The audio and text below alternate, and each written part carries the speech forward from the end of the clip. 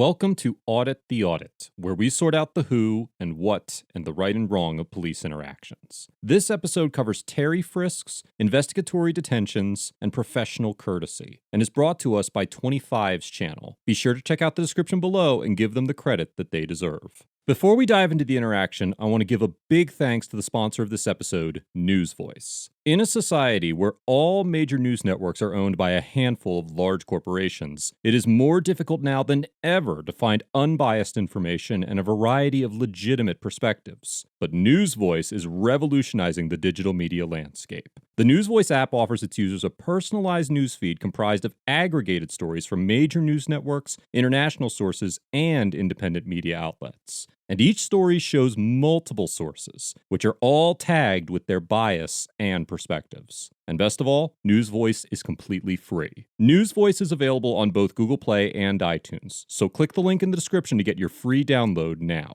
Thanks again to News Voice for sponsoring this episode. On December 24th, 2019, Mr. 25 discovered what he believed to be a hazardous chemical spill on the roadway outside of the Abilene Water Treatment Plant in Abilene, Texas. After personally speaking with Mr. 25, he informed me that he worked at the Abilene Water Treatment Plant for 5 years and was fired after voicing his concerns about the conduct of the supervisors at the plant. Mr. 25 said that the supervisors were manipulating certain chemical test results and incorrectly measuring the chemicals that they were introducing into the city's water supply. After being fired from the treatment facility, Mr. 25 began documenting the facility's misconduct, which resulted in him being trespassed from the property. He then made several attempts to reach out to local media organizations, as well as the Abilene City Council, but was shut down and ignored. After discovering the chemical spill on December 24th, Mr. 25 reported the spill to the city and the Abilene Police Department, as well as the Environmental Protection Agency and the Texas Commission on Environmental Quality. Mr. 25 went back to the location of the spill the following day and noted that the chemical was still in the roadway. He checked back again the following day, and it appeared as though the spill had recently been cleaned. After taking a few pictures of the location, Mr. 25 began walking back to his vehicle when he was confronted by Officer Schaefer of the Abilene Police Department. It should be noted that Mr. 25 has had a previous encounter with Officer Schaefer, and you can find a video of that interaction on his YouTube channel. Can you go over here for me, please? Sir, stop. Am I being detained? Yes. For what? Step over here. For what crime? Step over here. What crime am I being detained for? Okay, either you step over there, or I'm going to put you in cuffs and we're going to go over there. What crime am I being detained for? Okay. All right. Put your hands behind your back. Hold on. Can I set this down, please? Please, can I set this down? Be gentle. Thank you.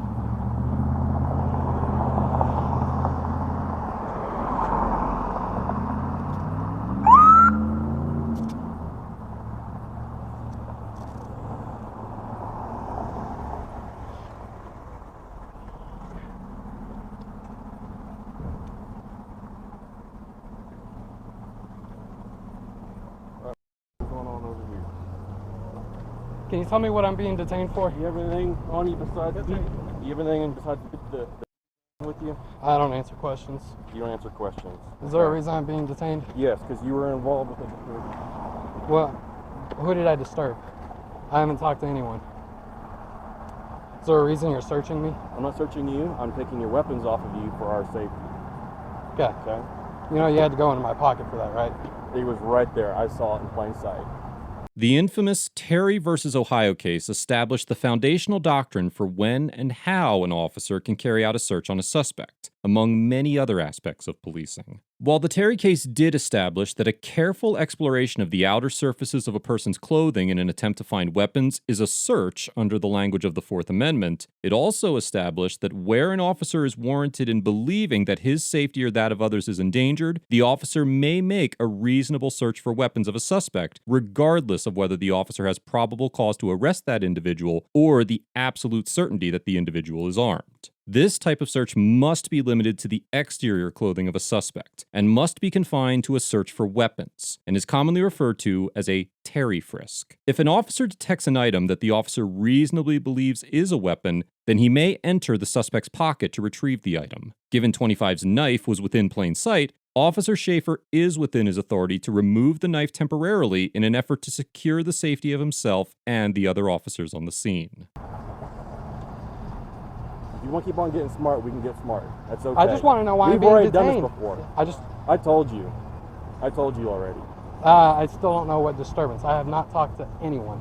You've been over there causing issues. No, Hey, I'm Tim, taking pictures. Can you go over there, see if they have video or anything like that for the trespass? I have not been on that property. Okay. Not been on that property. Okay. I have been on the public easement, the sidewalk, the entire time. All right, I'm going to do a pat down of you. It's not a search. A pat down for other weapons. Register camera right there. I've got 2 pens and something else. What's this? That is for my phone. That's a phone.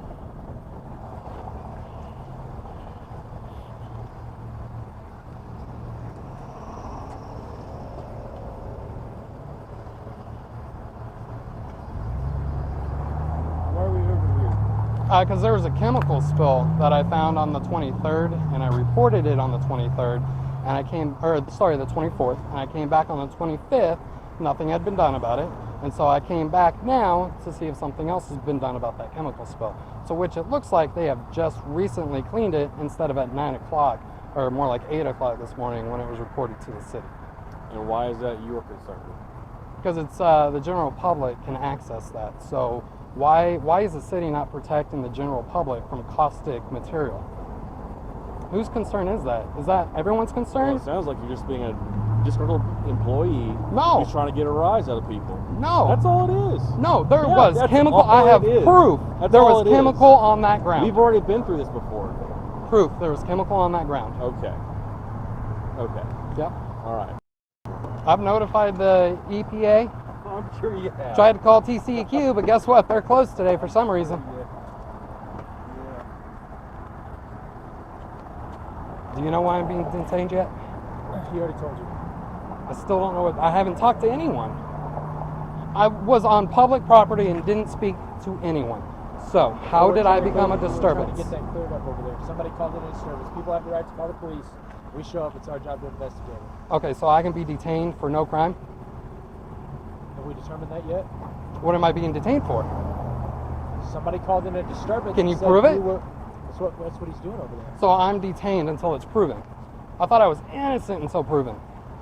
Although it is true that all suspects are innocent until proven guilty, a lawful detention does not constitute a notion of guilt. The officers allegedly received a call that Mr. 25 was causing a disturbance, and based on the testimony of that caller, the officers have acquired reasonable suspicion to stop Mr. 25 and initiate an investigatory detention. An investigatory detention is a temporary seizure of a suspect for the purpose of fulfilling 3 basic objectives: to establish whether there is probable cause to arrest the suspect, to determine whether further investigation is necessary, and to ascertain whether the officer's suspicions were unfounded. During a detention, officers may only do things that are necessary to investigate the matter at hand and ensure their own personal safety and the safety of the public at large. A detention becomes a de facto arrest if its scope or intrusiveness were beyond that which is associated with investigative detentions and unnecessary under the circumstances. A detention does not become a de facto arrest merely because it could have been completed faster or less intrusively.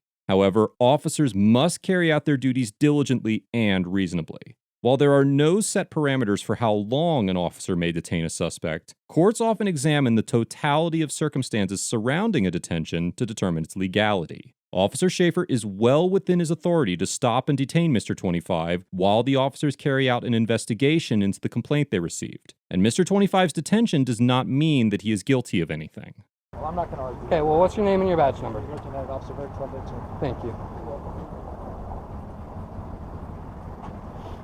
I was trying to be nice and explain it to you.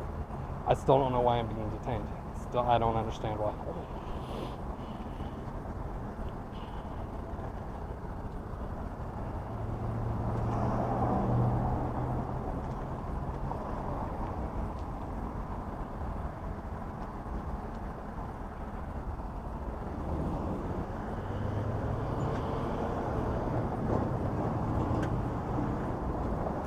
Alright, you good here? Okay. Couple things. One, I'm going to reaffirm with you your criminally trespassed from this location. Okay, yes, I saw you. I'm Well, talking. okay. I am talking. All right. Be quiet. On September 1st, 2017, the Texas legislature enacted the Sandra Bland Act in an effort to combat racial disparities among the ranks of Texas officers, as well as overhaul the means by which Texas collects and stores data associated with police encounters. The act mandated higher degrees of de-escalation training for officer candidates and required officers to obtain an intermediate or advanced proficiency certificate in de-escalation techniques. The act also requires at least 8 hours of mental health training to be included in the basic jailer course and to be completed by existing jailers by August 31st, 2021. Officer Schaefer's attitude and body language has been provocative, dismissive, and unprofessional throughout the majority of this interaction, and is counter to the fundamental tenets of the de-escalation techniques that are required by the state. I have made a video that explains de-escalation in more detail, which I will link in the info card above. I saw you walking up over here, okay? Now, it ain't that hard for me to just assume that you were over there. But unfortunately, we have no video evidence of that at this time, okay? Do you have video evidence that you want to show me? It will show you I've stayed on the sidewalk the entire time. That's exactly what this camera's for, too. Okay. That one's on my feet for a reason. So, if we had evidence, you'd be going to jail for criminal trespass. I know. I'm very well aware of that. Okay. 2, when an officer comes up to you with his lights on, telling you to stop or to come over here for a certain reason, you are detained. Okay? That means you will do what they tell you to until they release you from that detention. All right? Otherwise, it's resisting, evading, whatever it is, if you do not comply with what that officer says. Okay? Even though a crime hasn't been committed? There was a disturbance, and we had to investigate. Okay. Okay? You were the cause of that disturbance. So I would really highly suggest that you stop doing the stupid antics that could get you hurt. Well, I don't want to get hurt. That's Okay. why I'm out here during the day, you know, making sure my water company doesn't kill anyone that has access to Okay. hazardous chemicals. So you're just doing stupid stuff No, I'm holding my government accountable. because you want a paycheck. No, Yes, that's exactly what it is. absolutely not. Yeah. I want to hold my government accountable. Okay. But do I want money out of it? No. I just want my government to do better for everyone. That's what I want. I'm not getting paid to do this. I'm not getting a damn dime. I'm doing this to make a better future for everyone. That is what I do this for. I don't do this for money. There are people that do this to make a better community for everyone. Okay. So I've told you what you need to know, okay, for the future. He's gonna take the cuffs off you and you'll be free to go. Thank you. You're welcome. Name and badge number. Schaefer, 1211. Thank you. We've Name and already badge talked. number. See I why know. he's, see why he's a 1210. Thanks. I know we've talked. I know this.